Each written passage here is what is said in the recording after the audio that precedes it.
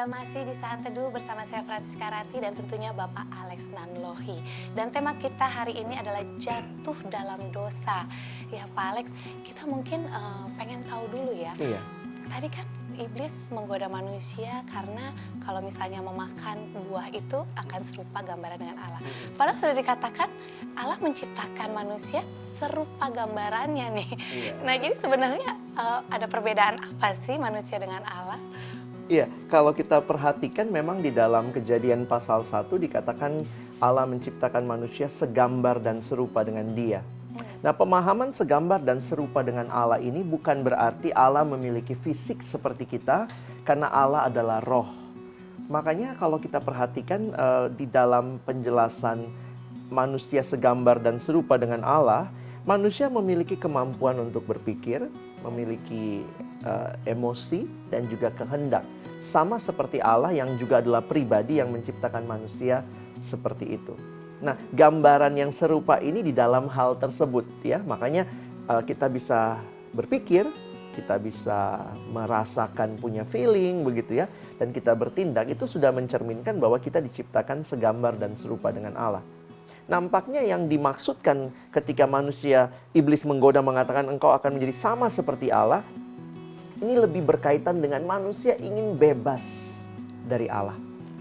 Jadi serupanya sih sudah, tapi kenapa ya masih dikontrol oleh Allah? Sehingga mungkin mereka berkata, wah saya ingin bebas, saya tidak mau ada Allah yang mengontrol hidup saya. Demikian. Padahal Allah itu sudah sangat baik ya sama kita ya. Iya. Nah bagaimana sih kita bisa menghindari nih Pak Alex biar kita nggak jatuh dalam dosa? Iya. Saya pikir dalam Alkitab dinyatakan dengan jelas bagaimana kehadiran Kristus lah ya. Yohanes 3 ayat 16 menyatakan karena begitu besar kasih Allah akan dunia ini sehingga ia telah mengaruniakan anaknya yang tunggal. Apa tujuannya? Supaya mereka yang percaya kepadanya tidak binasa melainkan beroleh hidup yang kekal. Sehingga jalan pertama dan terutama supaya kita dibebaskan dari dosa adalah kita benar-benar mengalami kasih Allah dalam hidup kita. Kita terima Yesus di dalam hati kita. Dia yang datang, yang dinubuatkan dan datang untuk menyelamatkan umatnya dari dosa. Itu Matius 1 ayat 21. Dialah yang akan bisa membebaskan kita dari dosa. Dan sesudah kita menerima Dia dalam hidup kita, mari kita alami kehidupan yang terus-menerus dekat dengan Tuhan. Hidup yang bersekutu dengan Tuhan. Hidup yang di dalamnya terjadi pembaharuan pemikiran kita, makin serupa dengan apa yang Tuhan mau. Dalam emosi kita, makin serupa dengan apa yang Tuhan lakukan. Dan juga dalam kehidupan sehari-hari, kita makin menyatakan Yesus yang sudah hidup di dalam diri kita. Nah, ini menjadi cara yang bukan otomatis kita akan bebas dari dosa, tetapi ini cara di mana kita akan bisa mengalami hidup yang berkemenangan hari lepas hari. Ada satu pengalaman yang saya pernah sharingkan juga waktu saya bertemu dengan seorang adik yang saya bimbing. Pagi-pagi dia datang waktu itu lalu dia cerita sama saya.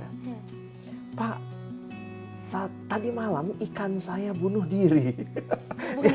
Katanya begitu ya dalam bahasa yang bercanda. Saya bilang mengapa? Dia memelihara ikan mas di sebuah akuarium dan di kosan dia. Lalu kemudian pagi hari dia sudah menemukan 2 ekor ikan sudah tak bernyawa, terkapar. Jadi dalam diskusi kami membahas tentang bunuh dirinya 2 ekor ikan itu, kami melihat bahwa iya ya, ikan itu paling membutuhkan air. Air mungkin begitu sempit dalam sebuah akuarium, tapi kebebasan yang sejati ketika ikan itu ada di dalam air, bukan waktu ada di luar air. Kebebasan yang sejati bukan waktu kita bisa melakukan apa saja di luar Allah, tetapi ketika kita bisa taat dan melakukan apa yang Allah mau. Itulah kebebasan yang sejati yang Tuhan berikan kepada manusia.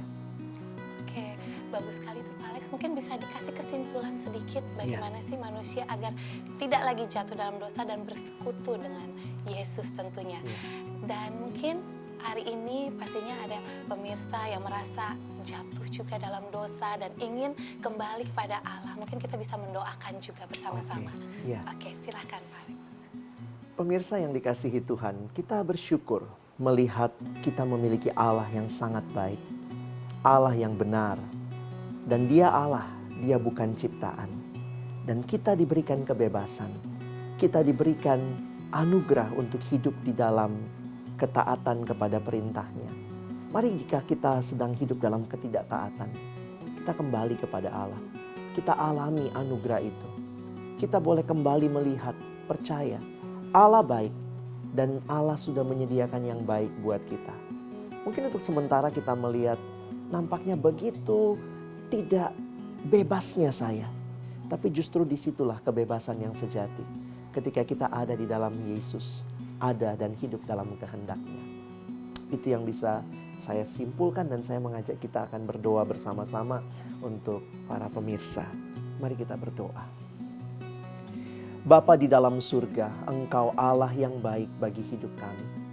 Ini kami Tuhan, anak-anak-Mu, yang mungkin selama ini juga meragukan kebaikan Allah. Bahkan kami mengingkari Engkau dalam banyak hal, dalam banyak aspek hidup kami. Dan hari ini ketika kami kembali kepada Tuhan, kami sudah mendengar firman-Mu. Kami sudah melihat anugerah-Mu dalam anak-Mu Yesus Kristus. Tolong kami menerima Engkau dalam hidup kami. Dan mengalami hidup dalam pembaharuan. Hidup di dalam kebaikan Allah. Hari ini sampai selama-lamanya. Terima kasih Tuhan. Kami bersyukur dalam nama Yesus kami berdoa.